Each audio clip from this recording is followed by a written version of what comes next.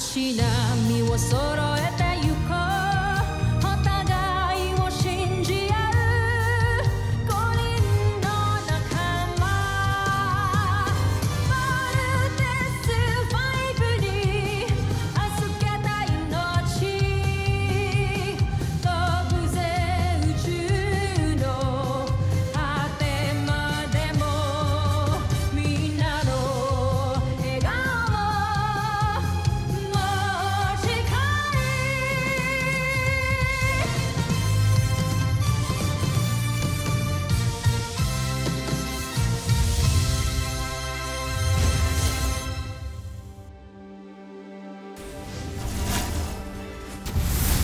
Ang nakaraan sa Voltes 5 Legacy.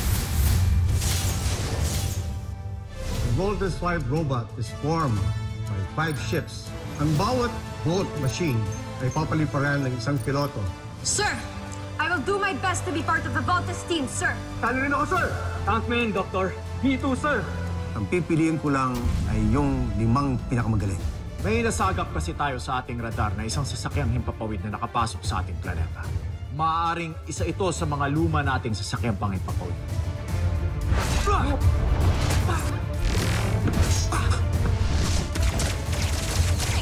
Sino kang dayo ka nang gugulo ka dito sa Kapitolyo ng Busan? At sino ka rin? Ako si Prinsipe Zardos.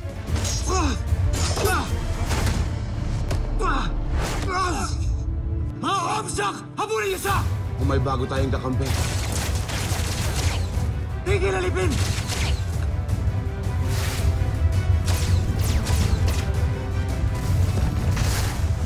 Sa aking palagay ay napatay ko ang alipin. Kung ganoon ay buhay nga siya at nagbalik. Buhay pa nga si Rotgar. Ang aking ama? Oo. Napatay ko ang sarili kong ama. Handa na ang una mong misyon para mamuno ng sarili mong armada. Kalilisanin mo agad ang Busan para maglakbay. Sila ang tutulong sa iyo para sakupin ang Terra Air 2. 20 bilyong mamamayan ang naninirahan sa planetang ito. Yan na ba sila? Mukha silang alipin. Mga pangit at nakakasukhang alipin. Kaya hindi na ako nagtataka kung bakit Johnny Rotgar napili magtago. Kung totoong naninirahan ng taksil na yan sa planetang ito, hindi malayang ibahagi niya ang kaalaman at teknolohiya natin sa mga tao. Yan din ang naisip ko, Kamala. At ano namang may tutulong niyo sa akin? Huwag mo silang mamaliitin. Silang dalawa, kasama ni General Zul, ay 3 sa pinakamauhusay na mandirigma ng Busan. Si General Zul ay isang mahusay na inventor at siyentista na siya rin pumalit sa inyong ama noon bilang ministro ng agam. Dahil kay General Zul, kung kaya't marami tayong mga malalakas at mga makabagong armas ngayon. Siya rin ang utak sa mga mandirigmang halimaw na ginagamit natin sa ating mga pananakot.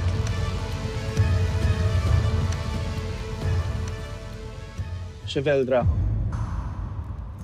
hindi dapat minamaliit ang kaalaman ng isang mahusay na Vernum of Devdam na tulad mo.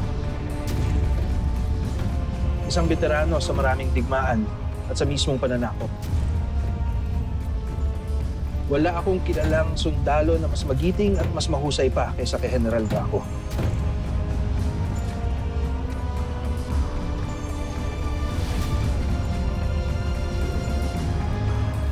Guards and down!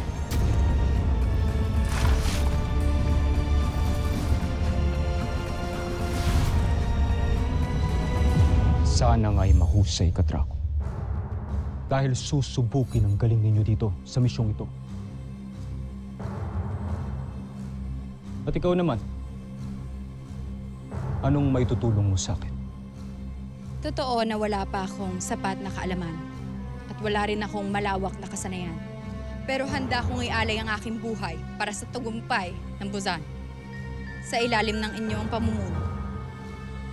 Si Sandra ay isang mahusay na mananaliksik. Isang siyentista na nagpapakadalubhasa sa larangan ng entomolohiya at paglikha ng mga halimaw pandigma. Isa siyang bagong dugo na makakatulong ng malaki sa atin. Hindi ko sila itatalaga sa'yo kung hindi sila tunay na mahusay. Lalo na't ibig kong ipatikim ninyo ang aking ngit-ngit sa Terra Air 2 sa pagkupkop nila kay Hrothgar. Ipinapangako ko, Emperador. Sasakupin ko ang planetang Terra Air 2. Tahanan ng isang traitor.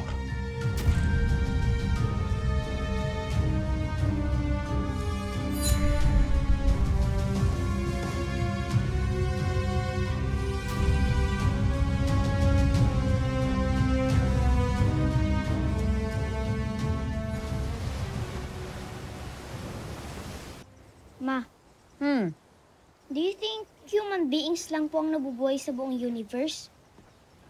Do you believe in aliens, Mama? Do you? The universe is so big, Mama. I know totoo pong mga aliens. Mama! Nakita namin yung Voltes robot kanina. Grabe, ang laki. Parang almost complete na ata yun. Pwede nang sakyan. Voltes robot? Yes, Little John. Sabi ni Dr. Smith, yun ang ultimate weapon ng Earth. Pag nakita mo yun, grabe yung arrow. Ay, hindi ba? Itinuro ko sa inyo na ano man ang makita ninyo sa camp, hindi ninyo ikikwento. Ma, wala ko sinabi. Oo nga, Ma.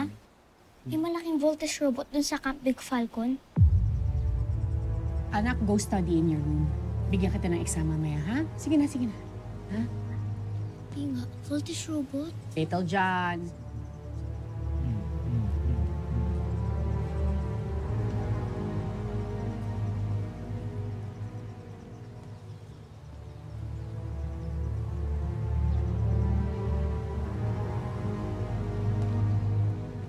Sorry naman. Excited lang ako. Huwag ka na magalit. Ha? Hindi ako galit, anak. I'm just worried. Alam ko kasi kung bakit ipinakita na sa inyo ang Voltes robot. Sasalain na kayo. Pipili na ng 5 sa inyo. Kaya nga ba ayoko sumali kayo sa training eh. But that's what we want. Mama, we just want to make you and Papa proud. I am proud of you and Steve, Big Bert. Pero hindi kasi madali ang advanced training ninyo. Paano pa kung makapasa kayo? Gusto ko bang ilagay kayong dalawa sa danger? Nawala na nga sa atin ang ama ninyo eh. Relax. Please. Hindi ko mangyayari yun. Chill lang.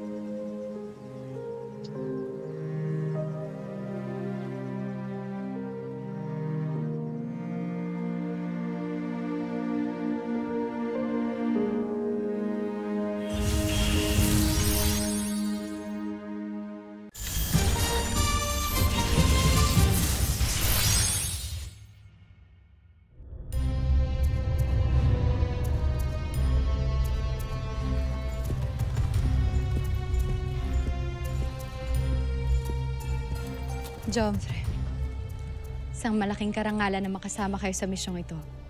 Matagal na akong humahanga sa inyong galing at talino.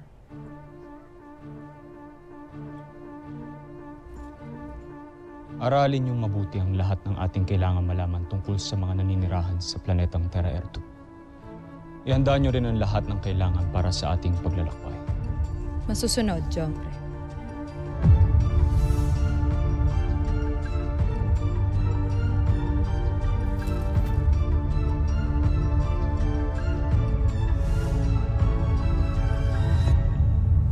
Trainees, you are the top candidates for the Voltes 5 team. You will go through a rigorous training program. Dadaan kayo sa martial arts training, physical agility, gunmanship,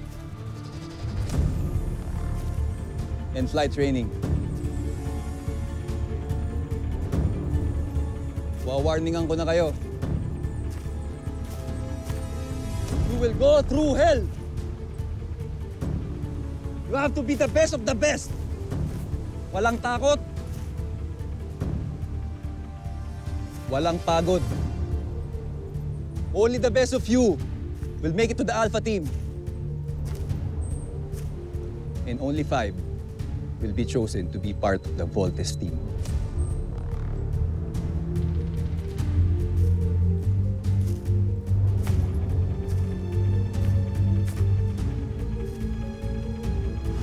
Are you ready for the drill?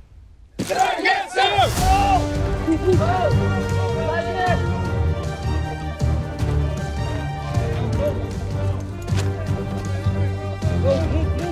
Go, Armstrong!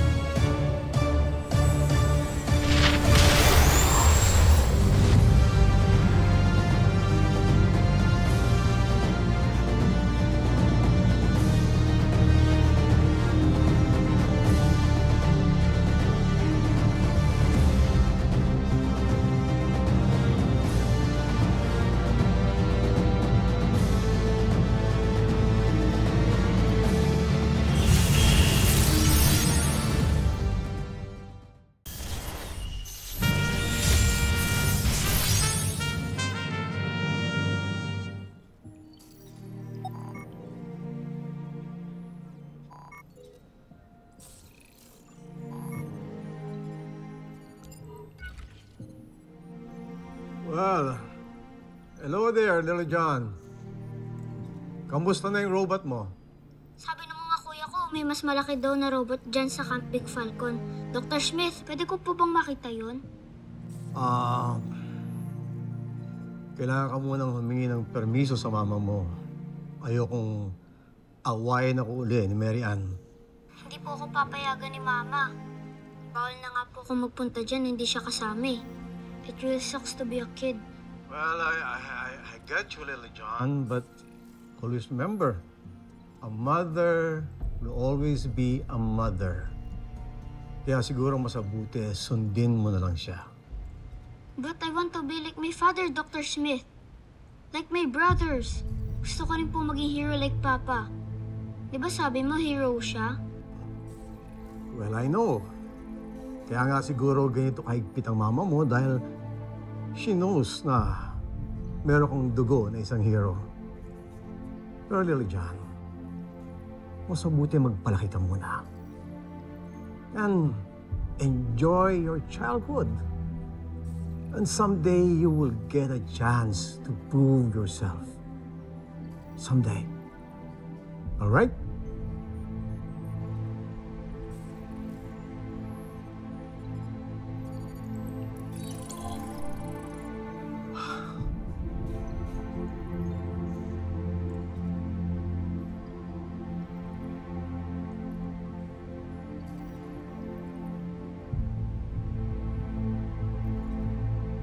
hero. Ayoko na maghintay ng matagal. Papa, alam ko, pwede rin po akong maging hero kahit na bata pa ako.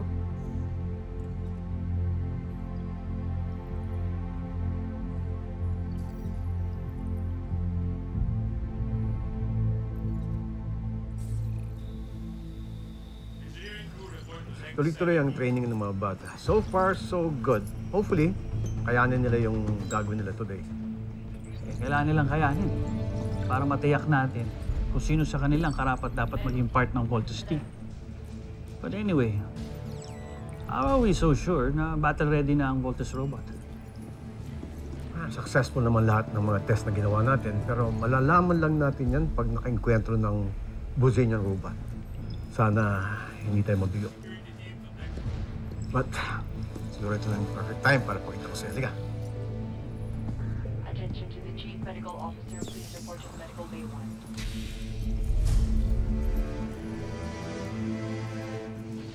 Engineering crew report 9.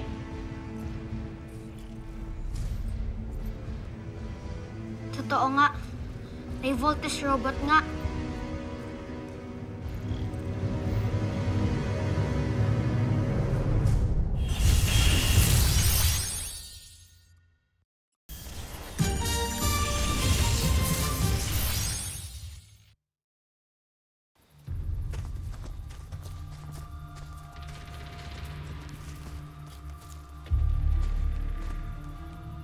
Welcome to the final course of your training program. Wala naman ako nakikita obstacles dito, sir. Ano pang gagawin natin? Magpipiknik? Kainan? Nako, magaling ako dyan. Go ahead. Laugh. Tignan ko lang kung makatawa pa kayo ngayon. They are your challenge for tonight. Sila lang. Kayang-kaya.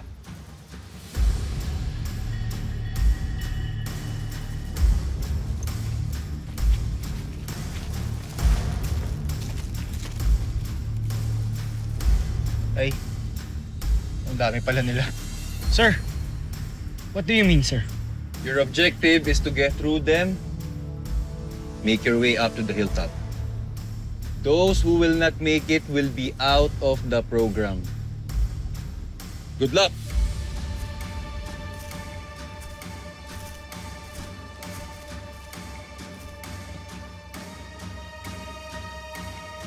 Ava, ka nalayo sa tabi ko, ah. Jamie, be safe. You too, Steve. Mukhang free for all to, ah. We're so dead. Shh! Tumahimik ka na lang.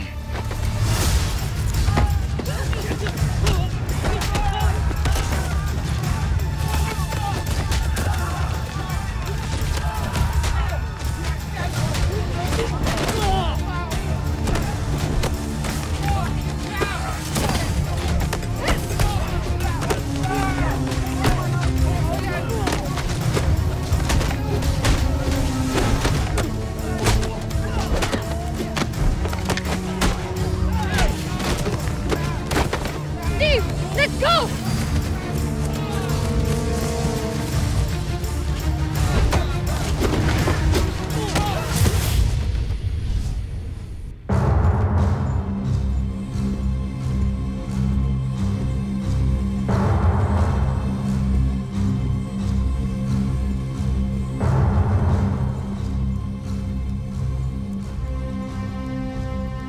Handa na akong sakupin ang planetang Terra 2 para sa Busan Nazmi Imperium.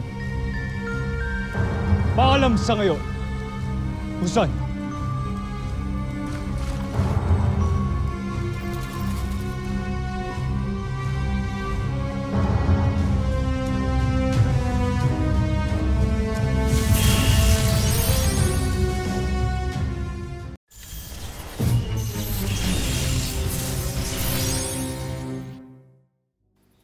Eva!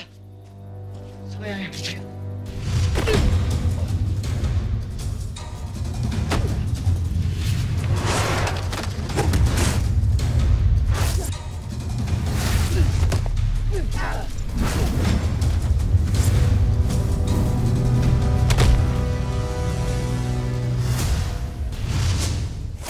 yabang mo talaga, Armstrong. Sir, huwag kang pikon. Ba't meron kang sidearm? Training lang to ah. Unless... Reloaded yan.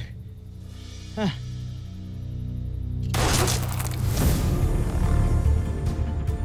Sir, chill lang. Okay? Malma ka lang. Live ammunition yan. Pwede mo akong mapatay. Nasa training lang tayo. Relax.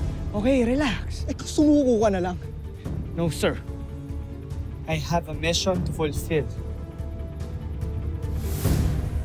Okay? Sabi ko na nga.